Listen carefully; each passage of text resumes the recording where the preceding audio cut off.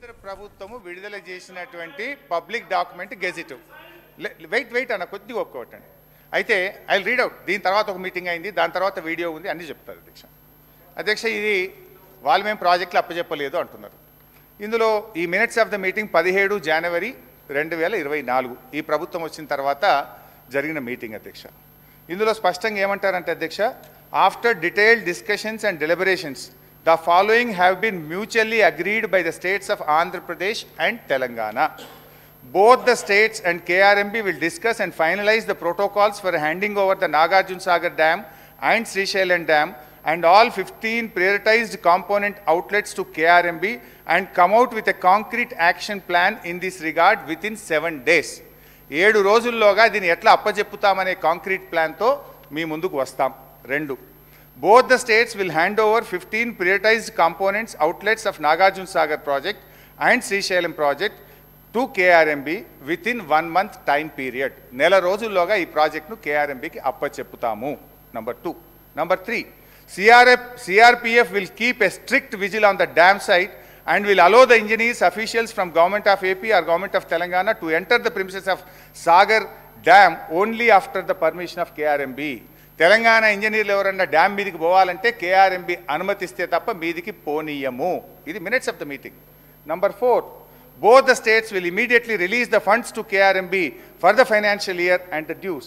అంటే రాష్ట్రాలు KRMB నడవడానికి డబ్బులు కూడా వెంటనే విడుదల చేస్తాం. ఇది minutes of the meeting number 1. దీని తర్వాత ఏమైంది అధ్యక్ష, వీరు ఉత్తమ్ కుమార్ రెడ్డి గారు మాట్లాడుతూ ఈ మినిట్స్ ఆఫ్ ద మీటింగ్ మేము సంతకం పెట్టలేదు, ఇది మాకు సంబంధం లేదు అన్నారు. ఇది తెల్లారి, ఇది ఏ రోజు అయింది అధ్యక్ష, ఇది 17వ తారీఖు మీటింగ్ అయింది, జనవరి 17. 18వ తారీఖు పొద్దున్నే నేను పేపర్లు తీసిన, న్యూస్ పేపర్ చూస్తే పొద్దున్నే వెలుగు దినపత్రిక, తెలంగాణకు అన్యాయం ఆంధ్రప్రదేశ్కు లాభం, అదేవిధంగా ఆంధ్రజ్యోతి, అయ్యో మరి కరెంటు ఉత్పత్తి ఎట్లా అని ఆంధ్రజ్యోతిలో హెడ్డింగ్, సాక్షి ఇట్లా జగన్ హర్షం అని సాక్షి, ఇట్లా ఒక్కొక్క పేపర్లో బ్యానర్ ఐటమ్ వచ్చింది 18వ తారీఖు. మరి బాధ్యతాయుతమైన ప్రభుత్వం 18వ తారీఖు నాడు ప్రాజెక్టులు అప్పచెప్పినట్టు అన్ని పత్రికల్లో వార్తలు వస్తే వీళ్ళు ఖండించాలనా వద్దా? నోరు మెదపలే. నేను అనుకున్న వీళ్ళు ఖండిస్తారేమోనని నేను ఎందుకు తొందరపడాలి, ప్రెస్ మీట్ పెట్టాలని 18వ తారీఖు నేను పెట్టకుండా వెయిట్ చేసి 19వ తారీఖు నాడు నేను ప్రెస్ మీట్ పెట్టి, అరే ఏం చేస్తున్నారు, నిద్రపోతున్నారా?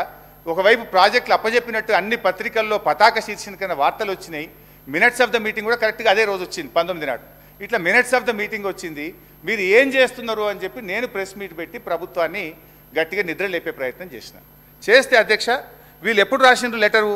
ఇప్పుడు ఉత్తమ్ కుమార్ రెడ్డి గారు అన్నారు మేము లెటర్ రాసినమా తప్పు అన్నారు. ఎన్నడు రాసిండ్రు?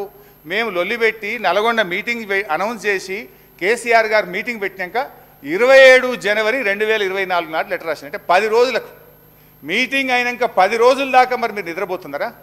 ఒకవేళ అది తప్పు అయితే తెల్లారే ప్రెస్ మీట్ పెట్టి ఖండించాల్సి ఉండే, తెల్లారే కేంద్ర ప్రభుత్వానికి లేఖ రాయాల్సి ఉండే. మినిట్స్ ఆఫ్ ద మీటింగు మీకు 19వ తారీఖు నాడు బయటకు వచ్చినాయి, వెంటనే మీరు ఆ మినిట్స్ బయటకు రాగానే స్పందించి 20 నాడో 21 నాడో రాయొచ్చు కదా. 27వ తేదీ దాకా మీరు రాయలేదు అంటే మీ యొక్క నిర్లక్ష్యము, మీరు ప్రాజెక్టులు అప్పచెప్పడానికి ఒప్పుకున్నారు. ఇక్కడ ప్రజల్లో నిరసన వచ్చేటట్టు ఉంది, ఏదో అన్యాయం జరుగుతుందని అప్పుడు 27వ తారీఖు నాడు ఉత్తరం రాసిండ్రు. సంతోషం, 27కు రాసిండ్రు. సరే వీళ్ళు రాసిండ్రు, కనీసం లైన్లోకి వచ్చిండ్రేమో అనుకున్నా. బట్ తర్వాత ఏమైంది అధ్యక్ష, మళ్ళీ 1 ఫిబ్రవరి 2024 ఇంకొక మీటింగ్ అయింది, KRMB మీటింగ్, 2వ మీటింగ్, ఈ ప్రభుత్వం వచ్చినాక 2వ మీటింగ్. ఆ మీటింగ్లో ఏం చేశారో ఒకసారి చదివి వినిపిస్తా. ఇది కూడా మినిట్స్ ఆఫ్ ద మీటింగ్, దానికి ఇరిగేషన్ సెక్రటరీ పోయిండు, ఇరిగేషన్ ENC పోయిండు, ఇది 2వ మీటింగ్. ఈ మీటింగ్లో the engineering chief general government of Telangana stated that they have to take concurrence of the government as the permission for handing over outlets of TS power houses, only power houses need to be obtained from TS Genco. Number 1. Number 2, when all the outlets are handed over to KRMB, these will be under the control of KRMB and will be manned by the staff from both the states in equal proportion. The staff will be report to KRMB through their salary and other benefits will be paid by respective governments. అదేవిధంగా last point, both the state governments will work out actual realistic requirements of manpower for all the 15 outlets and submit the details to the same to KRMB within a week. వారం రోజుల్లోగా ఈ ప్రాజెక్టులు నడపడానికి అవసరమైన ఉద్యోగులను గుర్తిస్తాం, ఈ ప్రాజెక్టులను KRMBకి అప్పజెప్తాం, ఉద్యోగస్తుల్ని అప్పజెప్తాం, వాళ్ళ జీతాలు మాత్రం మేము ఇస్తాం అని రెండవ కేఆర్ఎంబి మీటింగ్లో స్పష్టంగా ఒప్పుకున్నటువంటి మినిట్స్ ఆఫ్ ద మీటింగ్. ఇది రెండవ ఆధారం. ఇది డేట్ ఇప్పుడే చెప్పిన కదా, 1 ఫిబ్రవరి 2024. ఇక మూడవది అధ్యక్ష, ఇది చెప్పడమే కాదు, నేను గౌరవ సభ్యుల దృష్టికి కూడా తేదలుచుకునేది ఏంటంటే, బయటకు వచ్చిన తర్వాత 2 రాష్ట్రాల ఈఎన్సీలు స్పష్టంగా చెప్తారు. కమిటీ ప్రకారమే ప్రాజెక్ట్ ఆపరేట్ అవుతుంది. బట్ ఆపరేటింగ్ పార్ట్ మొత్తం కేఆర్ఎంబికి తీసుకుంటట్టు ఈరోజు నిర్ణయం జరిగింది. కేఆర్ఎంబికి కావాల్సిన స్టాఫ్ కానీ బోత్ స్టేట్స్ ఆపరేటింగ్ పార్ట్ అంతా కేఆర్ఎంబికి అప్పచెప్తాం. మేము మా స్టాఫ్ వాళ్ళకి ఇస్తాం ఆపరేషన్ కు.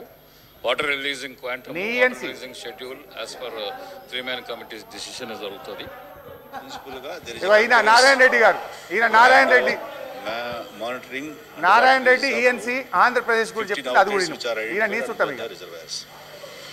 దానికోసం స్టాఫ్ని ఎవరు పెట్టాలనే దాని మీద సో రిప్రజెంటేషన్ నారాయణ రెడ్డి గారు చెప్తుండే ఈఎన్సీ గారు